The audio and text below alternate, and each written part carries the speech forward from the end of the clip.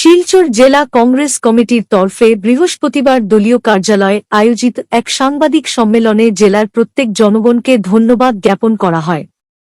সংবাদ মাধ্যমের সঙ্গে কথা বলতে গিয়ে জেলা কংগ্রেস সভাপতি অভিজিৎ পাল জানান, শিলচর লোকসভা আসনের কংগ্রেস মনোনীত প্রার্থী সূর্যকান্ত সরকারকে ৩-৮-৮-০৯-৪ ভোট দিয়ে দলকে সহায়তা করেছেন জেলার জনগণ।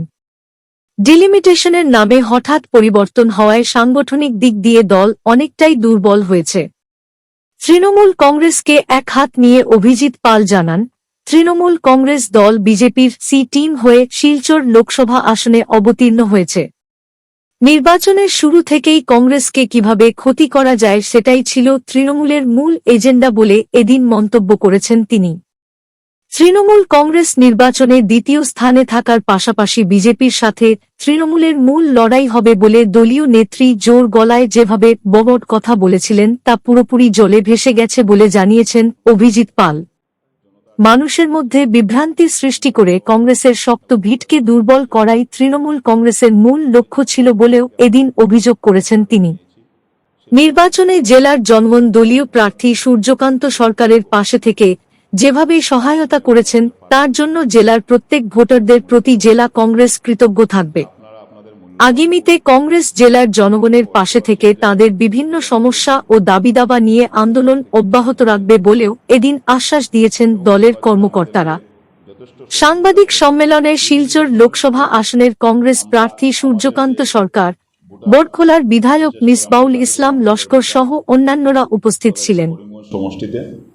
এবং করিমগঞ্জ থেকে এবং হাইলাকান্দি থেকে প্রায় ৮০,০০০ বুথ এসে আমাদের শিলচর লোকসভার অন্তর্ভুক্ত হয়েছে। হঠাৎ করে একটা পরিবর্তনের ফলে আমাদের যে সাংগঠনিক যে আমাদের যে ইয়েটা থাকে সেই জায়গাতে আমরা অনেক জায়গাতে আমরা অনেকটা দুর্বল হয়েছি।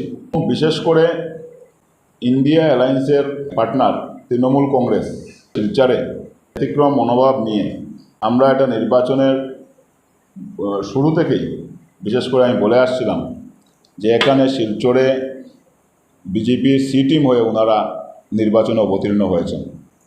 ওনারা নির্বাচনের সময় কিভাবে কংগ্রেস দলের ক্ষতি করা যায়, আপনারা দেখবেন ওনারা যে সর্বমোট ২০,০০০ ভোট পেয়েছেন, কিন্তু সেই দলের যে নেত্রী বড় বড় কথা বলেছিলেন যে ওনারাই দ্বিতীয় স্থানে থাকবেন, ওনাদের মূল লড়াই বিজেপির সাথে, সেটা আজকে জল কলকল পরিষ্কার হয়ে গেছে।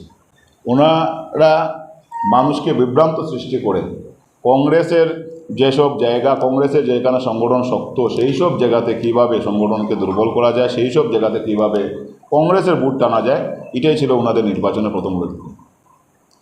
তাতে অনেক জনসাধারণ বিভ্রান্ত হয়ে যে তৃণমূল কংগ্রেস এবং কংগ্রেসের মধ্যে ভোট ভাগাভাগি হয়ে যাবে, বিজেপি এমনিতে জিতে যাবে, সেই জায়গাতে অনেক ভোট কংগ্রেস থেকে ডাইভার্ট হয়ে সোজাসুজি বিজেপিতে চলে গেছে। সেই যদি আমরা যদি প্রাথমিকভাবে যদি আমরা সেটাকে যদি পর্যালোচনা করি তাহলে সেটাও একটা দায়ী। আরেকটা দুর্ভাগ্য ছিল যে আমাদের নির্বাচনটা দ্বিতীয় দফায় ছিল। ভারতবর্ষের রাজনীতি যদি আপনারা দেখেন, তৃতীয় দফা যাওয়ার পর আস্তে আস্তে মানুষের পরিবর্তন এসেছিল। বিরোধী পক্ষ যে জিনিসটা জনসাধারণের সামনে তুলে ধরেছিল সেটা মানুষ বুঝতে ভারতবর্ষের জনগণ বুঝতেও 2টা দফা 3টা দফায় নির্বাচন প্রায় শেষ হয়ে গিয়েছিল। পরবর্তীতে যে 4 দফা নির্বাচন হয়েছে, 4, 5, 6, 7, সেই 4টা দফাতে বিরোধী পক্ষের খুব ভালো ফলাফল হয়েছে। আমরা ইতিমধ্যে আমি প্রদেশ নেতৃত্বকেও এবং হাইকমান্ডকেও জানিয়েছি, কেন্দ্রীয় নেতৃত্বকেও, যে সেই ব্যাপারে পর্যালোচনা সভাও হবে এবং এই হারার আমি দলের সেনাপতি হিসাবে সেই দায়ভারটা আমি আমার কাঁধে নিয়েই আমি আমার কেন্দ্রীয় নেতৃত্ব এবং প্রদেশ নেতৃত্বকে আমি জানিয়েছি এবং দল আমাকে যেটা দায়িত্ব দেবেন বা যে আদেশ দেবেন সেই আদেশ আমি মাথা পেতে নেব। আমি সর্বপ্রথমেই আমি অন্তরের অন্তঃস্থল থেকে কৃতজ্ঞতার সাথে আমি ধন্যবাদ এবং নমস্কার জানাই শিলচর লোকসভা এলাকার সমস্ত ভোটারদের।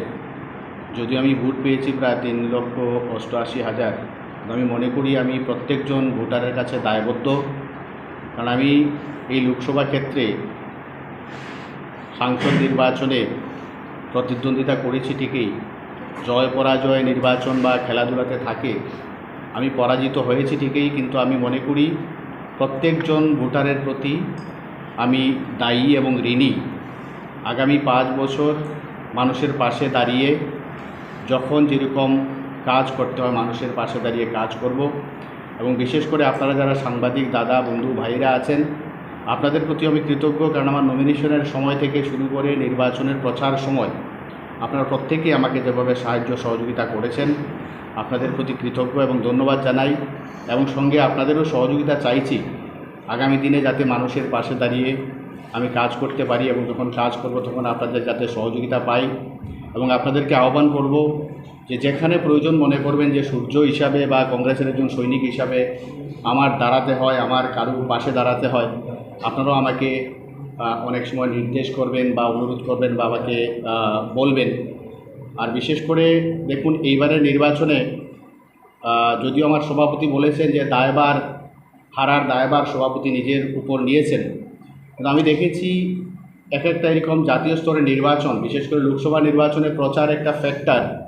যে এইবার আমরা এই শিলচর লোকসভা, বিশেষ করে আমার তৃণমূল স্তরের কংগ্রেস কর্মী থেকে শুরু করে ব্লক স্তর জেলা স্তরের প্রত্যেকজন কর্মী যেভাবে আন্তরিকতার সাথে দিনরাত পরিশ্রম করে কাজ করেছেন, আমি মনে করি যে আমরা এই পরিশ্রমের ফলে আমাদের বিরোধী দল আপনারা দেখেছেন, বর্তমান মুখ্যমন্ত্রী প্রায় 4-5 বার শিলচরে অবস্থান করে যেভাবে প্রচার কার্য চালিয়েছেন।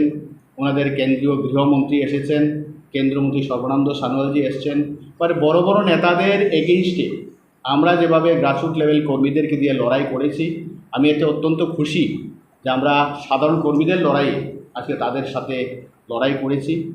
আর যেই ভোটটাই আমরা পেয়েছি, আমরা এতে অত্যন্ত খুশি যে আমরা সাধারণ কর্মীদের পরিশ্রমের ফলে তাদের বড় বড় নেতাদের এগেইনস্টে আমরা এই কাজ করেছি। বিশেষ করে আমি ধন্যবাদ জানাই আমার বরকলার মাননীয় বিধায়ক, উনিও অক্লান্ত পরিশ্রম করেছেন আমার জন্য। বিভিন্ন জায়গায় ওনার বরকলা বিধানসভা ছাড়াও বিভিন্ন জায়গায় গিয়ে